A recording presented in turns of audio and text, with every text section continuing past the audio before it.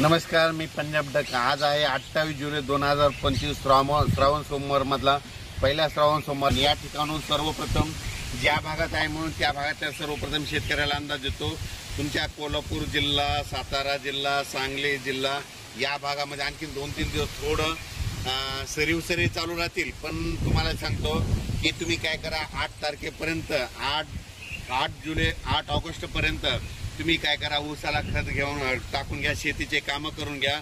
कारण की 8 ऑगस्टच्या नंतर म्हणजे 9 ऑगस्टला कोल्हापूर जिल्हा, सातारा जिल्हा, सांगली जिल्हा, धाराशिव जिल्हा, लातूर जिल्हा, बीड जिल्हा, परभणी जिल्हा, नांदेड जिल्हा, यवतमाळ जिल्हा या भागामध्ये 9 ऑगस्ट पासून पाऊस सुरू होणार आहे, म्हणून हा अंदाज लक्षात द्यायचा।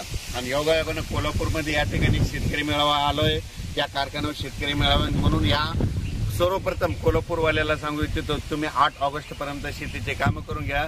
9 ऑगस्ट पासून तुमच्या दक्षिण महाराष्ट्रातून म्हणजे कोल्हापूरकडून पावसाला सुरुवात होणार आहे, म्हणून हे अंदाज लक्षात घ्यायचा। विदर्भ आणि मराठवाड्यात तुम्हाला सांगतो, आज आहे 28 जुलै। आजपासून तुम्ही काय करा, आजपासून सूर्यदर्शन होणार आहे। पण काय होणार आहे, दुपारनंतर ज्या ठिकाणी सूर्यदर्शन झालं ना त्या ठिकाणी स्थानिक वातावरण तयार होऊन तुरळक ठिकाणी पाऊस पडेल, म्हणजे ही अंदाज लक्षात येतात। पण तुम्हाला एक सांगतो की विदर्भ मराठवाड्यातल्या शेतकऱ्यांनी काय करायचं, पूर्व विदर्भ आणि पश्चिम विदर्भ तुम्ही काय करा, शेतीचे कामं 8 ऑगस्ट पर्यंत शेतीचे कामं करून घ्या, फवारण्या करून घ्या, सोयाबीनला देखील फवारण्या करा, कापसाला देखील खत घालून घ्या। त्याच्यानंतर ज्या ठिकाणी सोयाबीनमध्ये पाणी साचलं तिथं सुपर फॉस्फेट टाका, कारण की तिथलं पाणी आटून जातं।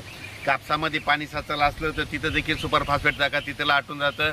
आणि तुमचे कापस ओंबळत असेल तर काय करा, त्या कापसाच्या बुडाला पाय द्या, पाय दिल्याच्या नंतर तुमची ती मर देखील थांबते, म्हणून हे लक्षात घ्यायचं।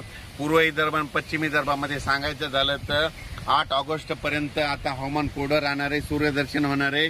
9 ऑगस्ट पासून परत पावसाला सुरुवात होणार आहे। आणि विदर्भामध्ये पूर्व आणि पश्चिम विदर्भामध्ये 10 ऑगस्ट ते 14 ऑगस्ट दरम्यान पश्चिम विदर्भ आणि पूर्व विदर्भामध्ये पाऊस सुरू होणार आहे, म्हणून हा अंदाज लक्षात घ्यायचा। आणि मराठवाड्यामध्ये सांगायचं झालं तर परभणी जिल्हा, लातूर जिल्हा, बीड जिल्हा, धाराशिव जिल्हा, नांदेड जिल्हा, हिंगोली जिल्हा या भागामध्ये 9 ऑगस्टला वरुण राजाचं आगमन होणार आहे, म्हणून तुम्ही काय करा, 8 ऑगस्ट पर्यंत शेतीचे कामे करून घ्या। त्याच्यानंतर राहिला जालना जिल्हा, संभाजीनगरकडे 11 ऑगस्टला तिकडल्या भागामध्ये पाऊस येणार आहे, म्हणून हे अंदाज लक्षात घ्यायचा। त्याच्यानंतर जळगाव जिल्हा, नाशिक जिल्हा, धुळे, नंदुरबार, अहिल्यानगर, त्याच्यानंतर पुणे या भागामध्ये 11 ऑगस्ट पासून ते 16 ऑगस्टच्या दरम्यान तिकडे परत पाऊस येणार आहे, म्हणून हा अंदाज लक्षात घ्यायचा।